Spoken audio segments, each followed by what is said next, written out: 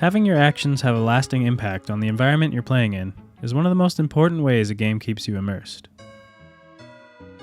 Whether that be the concaved concrete patterned with bullet holes, fire physics that char the landscape, or hallways riddled with the corpses you've just mowed down.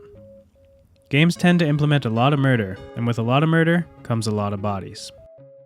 But the history of corpses actually lasting in games hasn't always been the case. Games nearly as old as the medium itself have had their rotting meat bags stick around after they hit the floor, but sometimes, even games as new as a few months ago, have them disappear without so much as a chalk outline left over. So let's talk about this inconsistent permanence, its effect on player immersion, and how some games have found creative ways around keeping bodies permanently. One of the main reasons you will see even newer games have bodies disappear shortly after disposal is memory. Leaving all those physical objects there can take a lot of processing, and so it's much less intensive to have them just stop existing, and hope we don't notice. Some older games got away with it by having the bodies be 2D sprites that always creepily turn to face you. 2D sprites are not very system intensive when compared to 3D corpses with their own physics, so the bodies could pile up to your heart's content. As 3D models became more common, so did the removal of corpses on the ground, and so began the immersion-breaking issue. Games across all generations have tried to remove the bodies in less noticeable, or at least stylized ways, to varying degrees of success. But we do also have the games that choose to dedicate some of that memory to have the bodies stay indefinitely. Let's observe what I've dubbed the corpse disposal spectrum to show you the bad and the good. On the lower end, we have the bodies that just disappear with nothing left behind. Sometimes this would occur right before your eyes. Sometimes when you averted your eyes for a moment. And sometimes when your eyes left the room and loaded back in. Completely removing the bodies without a trace is the most immersion-breaking way to handle this issue, by far. At least BioShock had the decency to leave lunchboxes behind for you to rifle through. Moving up a tier, we have the stylized body removal, where we have games like Resident Evil, handling corpses by melting them into biohazard goop. We also have the wisp of smoke as seen in many Zelda games, and Minecraft too. And my personal favorite, the bodies turning into flowers in Okami. This concept can work really well to trick your brain into forgetting there should be corpses lying around, especially when it contextually ties into the game, like in Okami's case. And at the top floor, we have the corpses that stay, or at least seemingly stay, forever. Many games hit this mark, and it makes a big impact in keeping me immersed. Even the ones who can't quite hit the indefinite bar have tricks like the body count having to hit a certain number before they start disappearing, and it's almost always to the point where it would be hard to notice the old ones vanishing away. Not only does something like this add to a game's realism, it can also affect how you feel about it or its mood overall. Hotline Miami is a game where the bodies are permanent, and this adds to its feeling of carnage and chaos, especially as you're forced to walk back through each level after you've beaten it, and soak in the bloodshed you created. The original Doom had a similar effect on mood as you walk through each level, and while the two new additions to the series are fantastic, having the demon's corpses disappear definitely removes that extra emphasis on mayhem the OG had. Some of you may not know this, but the Colossi in Shadow of the Colossus actually stay permanently after being slain, which adds to the overall melancholic tone of this incredible game.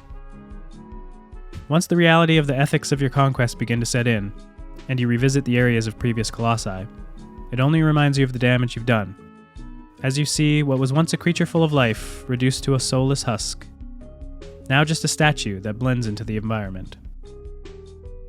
When we take a look at genres the use of corpses have the most impact on, there's a few clear standouts. Stealth games often use the bodies you've left behind as a way to punish the player. Enemy spotting these corpses can lead to them being on high alert, attacking the player, or even game overs, so having the corpses stay is a priority in games like this. The new Hitman games are some of the best examples of body permanence the stealth genre has to offer. Bodies have great physics, dragging them around can lead to comical situations, and finding places to dump them is a priority as enemies will find them and then track you down. However, if you decide to complete your mission guns blazing, you'll see the corpses littered on the battlefield, stacking up like bloody pancakes. RPGs have a long-standing history with body permanence as well. Given that looting corpses is a key component of a lot of these games, having them stick around is important, Although many opt to have them disappear in place of pouches, the best ones keep them around. In Baldur's Gate 3, the bodies stay for a very, very long time, adding to the environment if a fight befalls the same area. Nothing more satisfying than killing a goblin by lobbing his dead friend right into him. Multiplayer games see the benefit of permanent bodies as well. In games without a HUD like the Hunt Showdown, seeing where a teammate's corpse lies could give you vital information to where the enemy shot from. Or even Team Fortress 2's Deadringer weapon for the spy, which drops a corpse on the ground, allowing you to fake your death and sneak up behind enemies for a fatal blow. Finally, we have some games that use corpses as a priority mechanic, designing the game around their inclusion. In deduction games like Among Us and Lockdown Protocol, much of the game is built around finding a player corpse and using it as a clue to identify the secret killer. Having the corpse stay on the ground in these games is imperative to keeping it functioning properly, in case it takes a while for players to spot the body. Life Goes On is a platformer that uses your failed attempts to help complete each level, with increasingly interesting ways to use your corpses in order to progress. Similarly, the free game Lab Rags plays with this idea in first person, and even has a gun to collect and shoot your bodies out in various shapes. And finally, to drive my point home about how impactful body permanence in games can be, let's talk about the magnum opus of corpses in video games, RE2 Remake.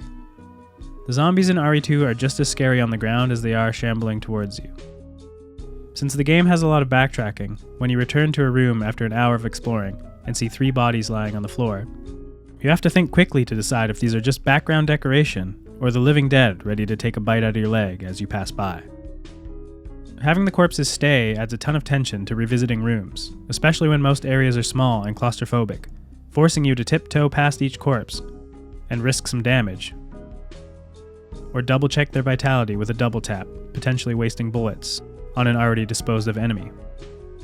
Hopefully this video showed you all how impactful body permanence can be in games when it comes to immersion, and even how you feel moment to moment. This permanence goes far beyond corpses as well. With how good processors and graphics cards are these days, it would be nice to see high-budget games have things stick around for longer, whether that be corpses, destroyed objects, bullet holes, or even dropped items. The only reason AAA developers have gotten away with this kind of laziness is because they think we won't notice, but we do. And for me, it adds a lot to the game to give my actions permanent consequences.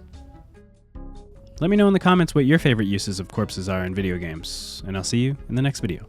Cheers.